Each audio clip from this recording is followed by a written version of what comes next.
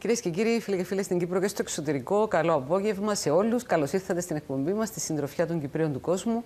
Το ΡΙΚ προσφέρει βήμα και φωνή στους αγαπητούς συμπατριώτες μας που ζουν στο εξωτερικό, τιμούν την πατρίδα μας με το έργο και την προσφορά τους και βεβαίως σε όλους όσοι έχουν επιστρέψει, έχουν επαναπατριστεί. Έχουμε λοιπόν την ευκαιρία σε αυτή την εκπομπή να τους δούμε, να τους κουβεντιάσουμε, να μάθουμε τα νέα, τον καθημερινό τους αγώνα, τις επιτυχίες, τις αγωνίες, τις δυσκολίες τους. Οι Κύπροι της Διασποράς, όπου και αν ζουν, είναι πάντα Κύπροι και έχουν ανάγκη αυτή τη σύνδεση με την πατρίδα που τόσο τους λείπει. Ένα σπουδαίο επιστήμονα, καθηγητή με κορυφαίο έργο στο Σίδνεϊ της Αυστραλίας, στον τομέα της τεχνολογίας, της υποβοηθούμενης αναπαραγωγής, για να είμαστε πιο συγκεκριμένοι, με παγκόσμιο εκπαιδευτικό και επαγγελματικό υπόβαθρο. Έχουμε την τιμή και εννοείται τη χαρά να γνωρίσουμε σήμερα, να φιλοξενήσουμε σήμερα. Το καλό για την Κύπρο είναι ότι επαναπατρίστηκε και είναι εδώ και άρχισε και δουλειά σε έναν πολύ δύσκολο ευαίσθητο τομέα. Κύριε Λιπέρη, καλώς ήρθατε. Σας ευχαριστώ για τη φιλοξενία, κυρία Αιγώβου. Είναι χαρά μου που βρίσκομαι εδώ μετά από μια πορεία 23 ετών στο εξωτερικό. 23 χρόνια. 23 χρόνια, στη βεβαίως. μακρινή και φωτεινή Αυστραλία. Ένα μέρος του χρόνου μου το πέρασα εκεί. Το κυριότερο μέρος της επαγγελματικής μου σταδιοδρομίας το είχα περάσει στην Αυστραλία. Ναι. Αρχίσουμε λίγο έτσι από τα παιδικά μας χρόνια, από την καταγωγή μας, που έχετε γεννηθεί, πώς μεγαλώσατε, πού μεγαλώσατε. Τι έρχεται πρώτο στις αναμνήσεις σας από τα παιδικά σας χρόνια, από τα μαθητικά σας χρόνια?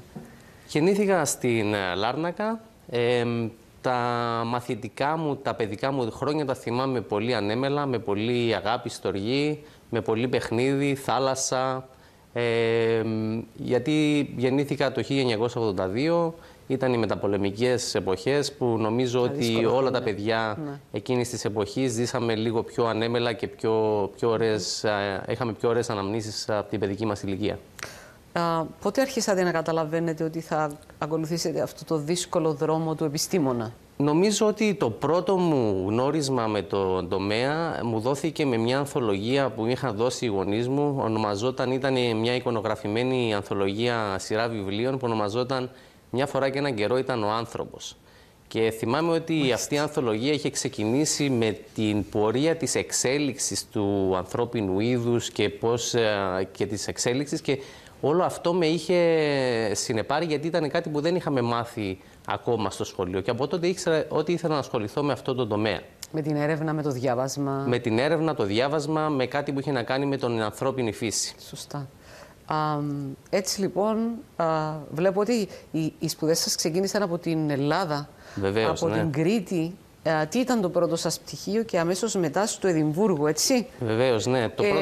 Εδώ είναι το ταξίδι στον κόσμο. Εδώ είναι ο πολίτης του κόσμου. Ξεκίνησα από το Κρήτη, από το προπτυχιακό μου ήταν στον τομέα της βιολογίας.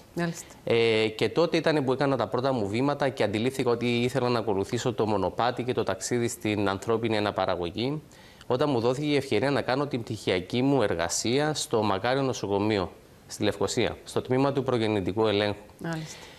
Στα πλαίσια αυτής της πτυχιακής βλέπουμε έμβρια και αξιολογούμε κατά πόσο τα έμβρια αυτά θα δώσουν ένα παιδί που θα έχει κάποιο σύνδρομο. Και μπαίνοντας στη διαδικασία να μιλάμε με τα ζευγάρια μέσω συμβουλευτικής και να τους εξηγούμε τις επιλογές που είχαν είτε για έκτρωση είτε για το τι θα σήμαινε για το παιδί να γεννηθεί με τη συγκεκριμένο σύνδρομο, έμαθα τότε ότι υπήρχε μια τεχνολογία η οποία ονομαζόταν προεμφυτευτική γενετική διάγνωση, που γινόταν στα πλαίσια της εξωσωματικής γονιμοποίησης, η οποία θα μπορούσε να επιλέξει τα έμβρια τα οποία ήταν υγιή προτού να μεταφερθούν. Και από τότε ήξερα ότι αυτός ήταν ο τομέας που ήθελα να ακολουθήσω. Διδακτορικό στο Λίντς, έτσι, στον τομέα της αναπαραγωγής. Βεβαίως. Ήταν ξεκάθαρο για σας. Ξεκάθαρο. Και οι μεταπτυχιακές μου σπουδές που έκανα 2 μάστερ στο Εδιμβούργο και στο Νότιγχαμ προτού ακολουθήσω το διδακτορικό, ήταν καθαρά στον τομέα της αναπαραγωγής, γιατί ήξερα ότι ήθελα να συνδυάσω και το κλινικό κομμάτι αλλά και το ακαδημαϊκό μαζί. Έκανα το πρώτο μου μάστερ στο ερευνητικό κομμάτι της ανθρώπινης αναπαραγωγής και το δεύτερο στο κλινικό, και συνέχισα με τη διδακτορική μου διατριβή που ακολούθησε αυτό το μονοπάτι. Δεν μείνατε όμως εκεί. Είστε ανήσυχος άνθρωπος, ανήσυχος επιστήμονας. Παίρνετε μια τολμηρή απόφαση, αλλάζετε χώρα, αλλάζετε ήπειρο, πέφτετε στα βαθιά, πάτε στην Αυστραλία για να είστε δίπλα από μια κορυφαία επιστήμονα. Είναι γυναίκα. Σωστά. Αυστραλή, ίσως την καταγωγή θα μας πείτε. Είναι από τη Σουηδία. Σουηδή στην καταγωγή. Ήμουν τυχερός που είχα στην καριέρα μου διάφορους μέντορες, αλλά αυτή θα πω ότι ήταν η σημαντικότερη μέντορας που είχα συναντήσει στη ζωή μου. Την είχα γνωρίσει όταν ήμουνα στο Νότιγχαμ και έκανα το δεύτερο μου μεταπτυχιακό. Ήταν διευθύντρια στην κλινική του Νότιγχαμ. Τότε της δόθηκε η ευκαιρία, λόγω και του μεγάλου της έργου, να αναλάβει ηγετικό ρόλο στη μεγαλύτερη κλινική του Σίδνεϊ της Αυστραλίας. Από τότε όμως είχαμε κρατήσει επαφές και λόγω του ότι είχαμε αυτή την επαφή, μου δόθηκε η ευκαιρία να την ακολουθήσω. Τελείωσα το διδακτορικό μου και τις σπουδές μου, να πάω να την βρω στο Σίδνεϊ της Αυστραλίας. Πότε πήγατε στην Αυστραλία, κύριε Λιπέρη? Το 2013. Το 2013. Και κάτσατε πόσα χρόνια? Έκατσα σχεδόν μία δεκαετία. Ωραία. Πώς ζει ο ελληνισμός? Σας αλλάζω λίγο το θέμα, θα ξαναέρθουμε στην υποβοηθούμενη αναπαραγωγή. Έχει και κόσμο ο οποίος υποφέρει από αυτό το πράγμα, το ξέρετε καλύτερα ως επιστήμονας. Πώς ζει ο ελληνισμός στη μακρινή αυτή ήπειρο? Ο ελληνισμός... Και τι έχει μείνει στη μνήμη σας, τι έχει μείνει στην καρδιά σας?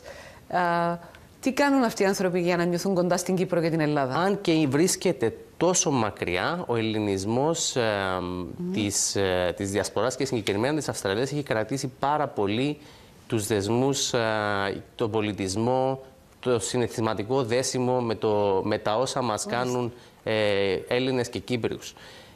Βρήκαμε πάρα πολύ ζεστασιά, μας αγκαλιάσανε και έχουμε καταλάβει ότι όλος ο ελληνισμός εκεί αγκαλιάζει κάθε άνθρωπο που έρχεται σε αυτή τη χώρα, ίσως γιατί και αυτοί είχαν δυσκολευτεί ως μετανάστες και βρίσκονταν τόσο μακριά από την πατρίδα τους, και αυτό μου είχε μείνει, ότι όλος ο ελληνισμός εκεί... Ξέρουν τη δυσκολία του νέου εισερχόμενου. Βεβαίως. Και το πρόβλημα της προσαρμογής ίσως στην άλλη μεριά του πλανήτη. Ναι, και αυτό μας είχε κάνει τρομερή εντύπωση, που βρίσκαμε ανθρώπους οι οποίοι άγνωστοι και χωρίς να μας ξέρουν έδειχναν πάρα πολύ ανθρωπιά. Πώς ζει η ομογένεια μας εκεί? Η ομογένεια... Έχουμε παροικιακά σχολεία, έχουμε τις εκκλησίες μας, τις Βεβαίως. Εμείς, για παράδειγμα, ζούσαμε σε μια γειτονιά... Οι ομοσπονδίες των αποδήμων κρατούν έτσι ένα ζωτικό ρόλο ακόμη. Βεβαίως. Βεβαίως. Ακόμα και σήμερα κρατούν ένα ζωτικό ρόλο. Εμείς ζούσαμε σε μια περιοχή της Αυστραλίας. Ναι, μεν ήταν το γεωγραφικό κέντρο του Σίδνεϊ, αλλά δεν βρισκόταν κάπου κεντρικά, και ακόμα και εκεί υπήρχε η ελληνική εκκλησία, το ελληνικό σχολείο.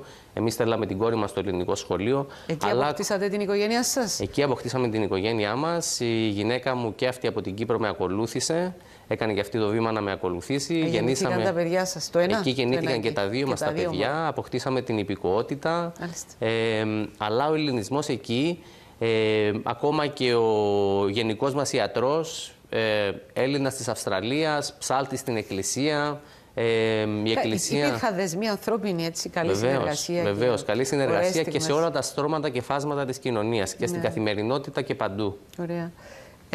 Αυτή η εκτεταμένη εμπειρία σας στον τομέα της αναπαραγωγής τι αφορά? Και αναφέρομαι πολύ συγκεκριμένα στο Σίδνεϊ. Ήσασταν αναπληρωτής επιστημονικός διευθυντής του Κέντρου Αναπαραγωγής. Εκεί, να μας πείτε ακριβώς, ήταν ένας παροχέας υπηρεσιών αναπαραγωγής, αλλά ξεχωριστός για το επίπεδο των υπηρεσιών του, έτσι? Ξεχωριστός, γιατί ανήκαμε σε πανεπιστημιακό νοσοκομείο, στο μεγαλύτερο πανεπιστημιακό νοσοκομείο, άνοικε στο Πανεπιστήμιο του Σίδνεϊ, και λόγω αυτού του πανεπιστημιακού δεσμού είχαμε την ευκαιρία να παρέχουμε και υπηρεσίες σε χαμηλό κόστος στους ασθενείς, αλλά παράλληλα να εντρυφήσουμε και στην έρευνα, έτσι ώστε να βελτιστοποιήσουμε τις τεχνικές που ακολουθούνται στον τομέα της υποβοηθούμενης αναπαραγωγής. Γιατί ο σκοπός δεν είναι απλά να παρέχουμε τις υπηρεσίες, αλλά να προσφέρουμε υπηρεσίες οι οποίες θα προσφέρουν και το βέλτιστο αποτέλεσμα και τη βελτιστοποίηση των ποσοστών επιτυχίας προς όλο τον κόσμο. Εσείς θεωρείτε ως μεγάλη σημασία σε εφόδιο αυτό που πήρατε εκεί, γιατί βλέπω στο βιογραφικό σας επικεφαλής, έχετε διαχειριστεί τέλος πάντων μια ομάδα 8 εμβριολόγων, συμμετέχοντας σε πάνω από 20.000 κύκλους θεραπείας. Τα νούμερα μιλούν από μόνα τους. Πώς ένας Κύπριος τα καταφέρνει, ακόμα και εκεί είναι ανταγωνιστικά, δηλαδή και οι συνάδελφοί σας ήταν εξαίρετοι επιστήμονες. Βεβαίως υπάρχει ανταγωνισμός, αλλά νομίζω ότι οπουδήποτε και να βρίσκεσαι στον κόσμο η σκληρή δουλειά ανταμείβεται και συνεχίζοντας την καριέρα με το να μην επαναπάβεσαι και να προσπαθείς πάντα για το καλύτερο, είναι νομίζω ένα από τα χαρακτηριστικά που σε κάνουν να προχωράς σε όποιο κομμάτι και να ακολουθείς. Λόγω της ειδικότητας σας τότε στην Αυστραλία και της κατάρτισης σας της επιστημονικής, της ταυτότητας σας, αν θέλετε, ως επιστήμονας, σας είχαν μετακαλέσει και σε άλλες χώρες, σε παγκόσμια συνέδρια για να μιλήσετε για αυτό το θέμα, και φαντάζομαι το θέμα θα ήταν ότι καινούργιο και πρωτοποριακό, ότι καινοτόμο είχε και έχει η υποβοηθούμενη αναπαραγωγή. Ακριβώς. Λόγω της ιδιότητας αυτής και του πανεπιστημιακού μας έργου και της ικανότητας να τρέχουμε μελέτες παράλληλα με το κλινικό κομμάτι και τρέχοντας κλινικές μελέτες, δηλαδή εφαρμοσμένες στα ζευγάρια που έρχονταν για θεραπεία και έχοντας ερευνητική ομάδα με διδακτορικούς φοιτητές, με φοιτητές μεταπτυχιακών, έτσι ώστε να έχουμε τους ανθρώπους που μπορούν να παράξουν αυτό το επιστημονικό έργο, μου δόθηκε η ευκαιρία να παρουσιάσω και να με καλέσουν σε πολλές χώρες του εξωτερικού. Είμαι τυχερός γιατί η δουλειά μου με έχει πάει σχεδόν παντού στον κόσμο, στην Κίνα, Ινδία, Βιετνάμ, σε όλα τα μέρη της Μέσης Ανατολής, παντού στην Ευρώπη, στην Αμερική, μέσα στα πλαίσια αυτών των ομιλιών και των συνεδρίων και επίσης και σε κλινικές, έτσι ώστε να μπορέσουμε να βοηθήσουμε και να βελτιστοποιήσουμε και τα αποτελέσματα άλλων κλινικών σε αναπτυσσόμενες χώρες και να μπορέσουν και αυτοί... Να σας ρωτήσω κάτι. Ένας επιστήμονας αυτού του βεληνικές βελτιώνεται ή αναβαθμίζει την επιστημονική του κατάρτιση σε τέτοιες δεξαμενές επιστήμης, όχι σκέψης, επιστήμης, ή πρέπει να είναι πολύ αφοσιωμένος στην έρευνα του? Ή και τα δύο? Νομίζω και τα δύο. Γιατί η έρευνα από μόνη της ακολουθεί κάποια συγκεκριμένα μονοπάτια. Αλλά αν δεν το δούμε κιόλας και από την πλευρά των ασθενών και το τι αντιμετωπίζουν, έτσι ώστε να είμαστε στο κομμάτι που μπορεί να εφαρμοστεί αυτή η έρευνα στο να βελτιώσει τα αποτελέσματα, νομίζω ότι είναι πολύ σημαντικό η έρευνα να είναι εφαρμοσμένη κλινικά. Εκείνο που σας δίνει εσάς χαμόγελα αισιοδοξίας είναι η επιτυχία σας, η τεκνοποίηση, ας πούμε, είναι η επιτυχία, το τελικό αποτέλεσμα. Δύσκολο. Γιατί ακόμα και ερευνητικά το να βρίσκεις κάτι δεν μεταφράζεται αυτόματα σε επιτυχία. Είναι βήμα-βήμα, λιθαράκι-λιθαράκι, αλλά κάθε μια μικρή επιτυχία μπορεί να μεταφράζεται σε κάποια ζευγάρια που μπορεί να μην είχαν τη δυνατότητα να τεκνοποιήσουν και να έχουν αυτό το θετικό αποτέλεσμα. Και πάντα αυτό είναι αυτό που μετράει. Τα καταφέρνετε, κύριε Λιπερή, συχνά? Τα καταφέρνουμε συχνά. Πεισμώνετε μόνος σας πρώτα? Συγγνώμη. Πεισμώνετε εσείς με τον εαυτό σας πρώτα? Πεισμώνουμε, γιατί πάντα θέλουμε να έχουμε το καλύτερο αποτέλεσμα που μπορούμε να έχουμε. Φυσικά η επιτυχία δεν είναι αυτόματα εγγυημένη σε καμία περίπτωση. Αλλά εμείς προσπαθούμε κάθε φορά, και εγώ πεισμώνω, να μπορέσω να κάνω το καλύτερο που είναι δυνατό, έτσι ώστε για το κάθε ζευγάρι ξεχωριστά να έχουν το καλύτερο αποτέλεσμα. Ξέρω και ξέρετε ότι αυτά τα πράγματα δεν επιτυχάνονται με τη μία. Είναι ένας δύσκολος δρόμος. Ωραία. Θα υποβάλω το ερώτημα. Πόσο ευαίσθητη και ευάλωτη υπόθεση είναι για αυτούς τους νέους ανθρώπους που περιμένουν, κάνουν τα πάντα και περιμένουν ένα παιδί που δεν έρχεται? Είναι πάρα πολύ δύσκολο. Να ξέρετε, κυρία Ιακώβου, ότι ένα στα 6... Επιτρέψτε μου να πω ότι πέρα από τη στεναχωρία, πέρα από το άγχος, υπάρχει έτσι και μια οικονομική αφέμαξη. Δηλαδή δεν είναι δωρεάν αυτά. Δεν είναι δωρεάν. Να ξέρετε, κυρία Ιακώβου, ότι η υπογονιμότητα επηρεάζει πλέον 1 στα 6 άτομα σε ανεπτυγμένες χώρες. Μεγάλωσε το στατιστικό. Μεγάλωσε το στατιστικό και όσο πάει μεγαλώνει για πολλούς παράγοντες. Υπάρχουν πολλοί παράγοντες. Ένας από τους κυριότερους λόγους είναι ότι καθυστερούμε πλέον την έναρξη της οικογένειας, της τεκνοποίησης. Αργούν οι γυναίκες να αποφασίσουν ότι θα γίνουν μητέρες. Αργούν οι γυναίκες, έχει αλλάξει η κοινωνία λόγω του ότι ακολουθούμε σπουδές, μετά είναι η επαγγελματική κατάρτιση, είναι το οικονομικό κομμάτι.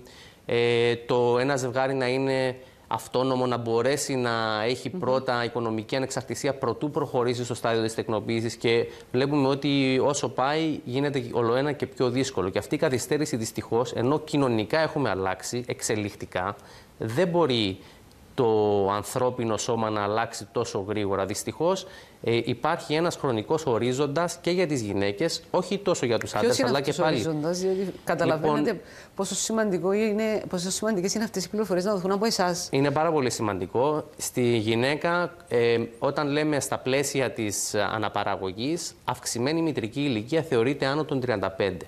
Κοντά στα 40 ξεκινούν να υπάρχουν προβλήματα τα οποία έχουν να κάνουν με τη μείωση του αριθμού των οαρίων που είναι διαθέσιμα, γιατί κάθε γυναίκα γεννιέται και έχει τον αριθμό των οαρίων ήδη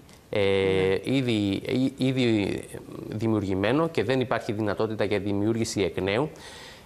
Και στην τέταρτη δεκαετία και στα 40 και μετά δυσκολεύει πάρα πολύ και λόγω των χρωμοσωμικών ανομαλιών που έχουν να κάνουν με τα οάρια. Στους άντρες υπάρχει μια πτώση που έχει να κάνει με το DNA, με το γενετικό υλικό, το οποίο όμως συναντάται περίπου μια δεκαετία αργότερα και δεν έχει να κάνει τόσο με την παραγωγή όσο πιο πολύ με την ποιότητα. Λοιπόν, επειδή είπατε και για το οικονομικό κομμάτι, είμαστε τυχεροί που ζούμε σε μια χώρα η οποία υπάρχει αρκετή χορηγία, η οποία συνεχώς βελτιώνεται έτσι ώστε να είναι πιο να καλύπτει περισσότερα ζευγάρια, περισσότερες ανάγκες, περισσότερες διαφορετικές υπηρεσίες που παρέχονται στα πλαίσια της. Κρατική χορηγία είπατε? Υπάρχει κρατική χορηγία βεβαίως, τώρα, ναι, η οποία καλύπτει ένα μεγάλο αριθμό κύκλων που μπορεί ένα ζευγάρι να περάσει, γιατί η επιτυχία δεν έρχεται κάποιες φορές από την πρώτη φορά. Ναι. Και η χορηγία αυτή... αυτή... να πείτε σε αυτούς που έχουν απογοητευτεί, σε αυτούς που έχουν προσπαθήσει πολύ και τίποτα? Είναι πολύ δύσκολο για τα ζευγάρια αυτά που προσπαθούν. Κάτι που μπορούμε να πούμε είναι ότι υπάρχουν λύσεις και μπορούν να συνεχίσουν να προσπαθούν και μπορούν να υπάρξουν τεχνολογίες και λύσεις για όλα τα ζευγάρια. Σε ποιο βαθμό σήμερα η επιστήμη και η τεχνολογία, μόλις το είπατε, μπορεί να βοηθήσει περισσότερο? Δηλαδή, η εξέλιξη της, αυξάνονται σήμερα οι πιθανότητες επιτυχίας, λέτε? Αυξάνονται συνεχώς. Μάλιστα. Και η επιστήμη θεωρώ ότι θα αλλάξει δραστικά μέσα στις επόμενες δεκαετίες.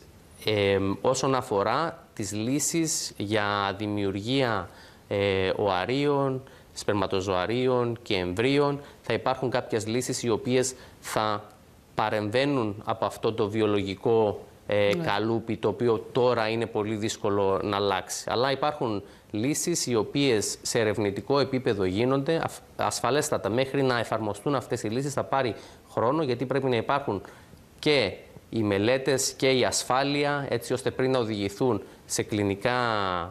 σε κλινικές περιπτώσεις να υπάρχει απαραίτητη ασφάλεια.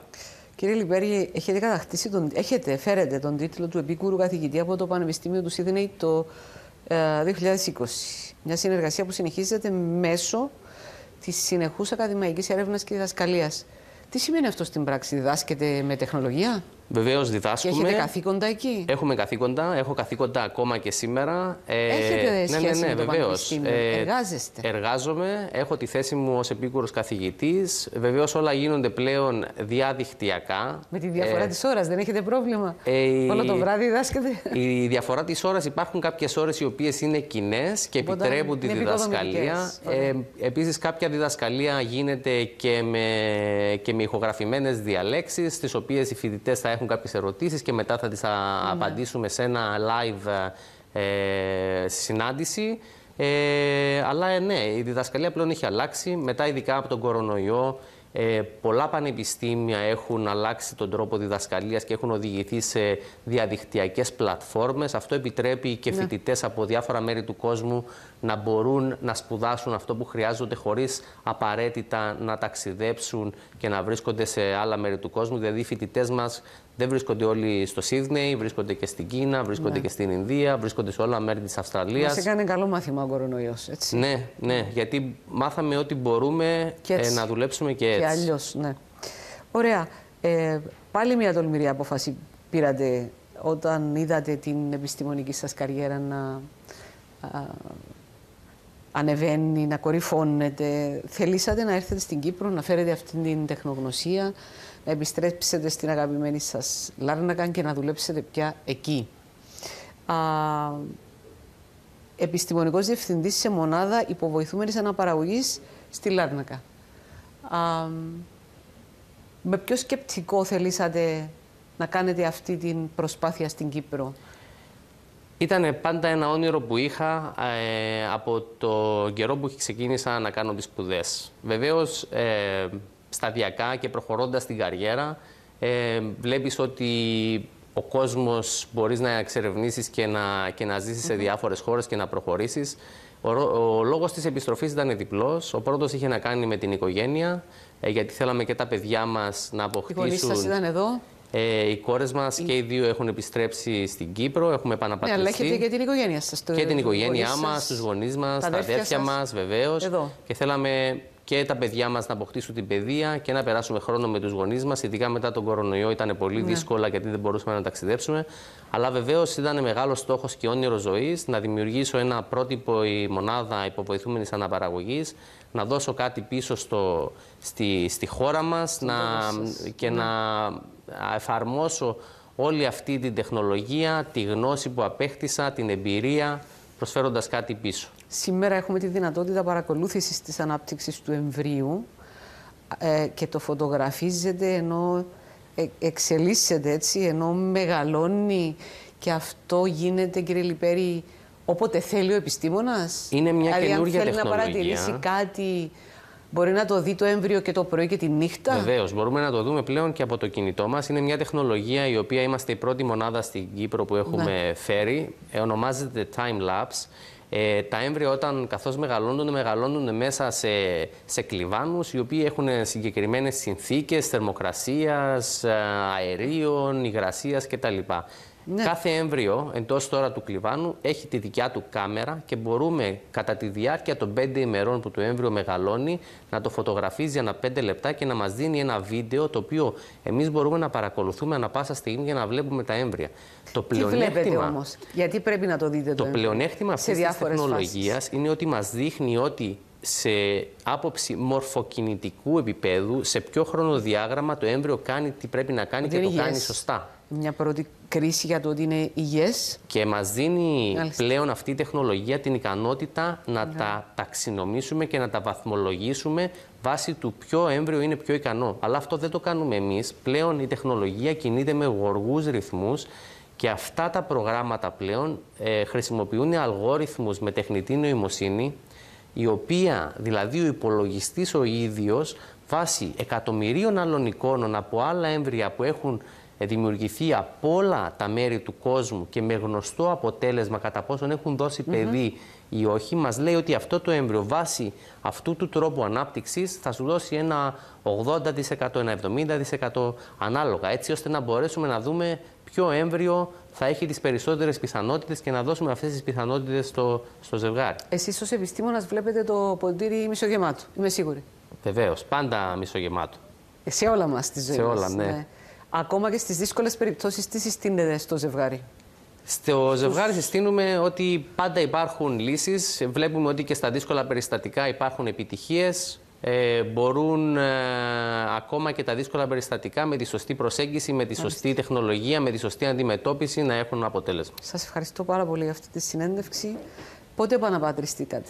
Πριν 1 μήνα. Τώρα τελευταία? Ναι. Να ευχηθώ τα καλύτερα. Σας ευχαριστώ πάρα πολύ. Σας ευχαριστώ για τη φιλοξενία. Σας ευχαριστώ για τον χρόνο σας. Να είστε καλά. Και εμείς. Άλλη μια εκπομπή των Κυπρίων του Κόσμου έφτασε στο τέλος της. Αυτή είναι η Φωτεινή Κύπρος που έζησε στο εξωτερικό. Σας ευχαριστούμε που μας παρακολουθήσατε. Το επόμενο Σάββατο την ίδια ώρα θα είμαστε ξανά μαζί. Καλό βράδυ και καλό Σαββατοκυριακό σε όλους.